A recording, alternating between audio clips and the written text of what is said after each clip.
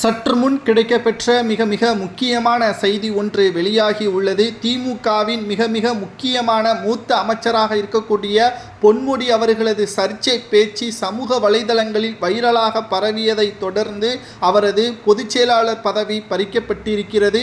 அவரது அமைச்சர் பதவியை பறிக்காதது ஏன் என்ற கேள்வியையும் தற்பொழுது எதிர்க்கட்சியினர்களும் பொதுமக்களும் இணையதளங்களில் தங்களது கருத்துக்களை பதிவு செய்து வருகிறார்கள்.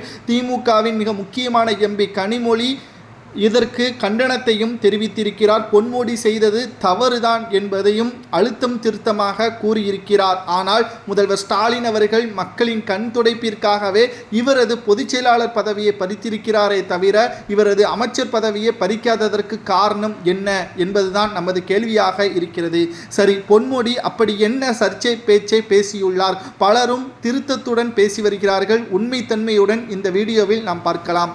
அதாவது தந்தை பெரியார் திராவிடர் கழகம் நடத்திய நிகழ்ச்சியில் பேசிய அமைச்சர் பொன்முடி, தப்பா நினைச்சிக்காதீங்க, மகளிர் ஒரு விலைமாது, வீட்டுக்கு ஒருத்தன் போறான், போகும்போது அங்க அந்த அம்மா கேட்குது, நீங்க சைவமா வைணவமா அப்படின்னு கேட்குது. அவனுக்கு ஒன்றுமே புரியலை.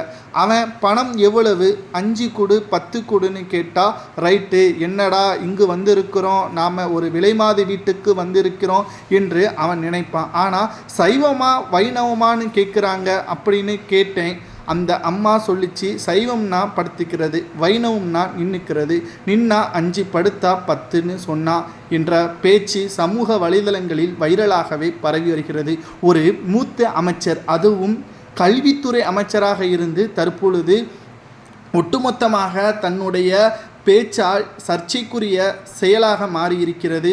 இது திமுகவிற்கே மிக மோசமான ஒரு அயோக்கியத்தனமான ஒரு செயல்தான்.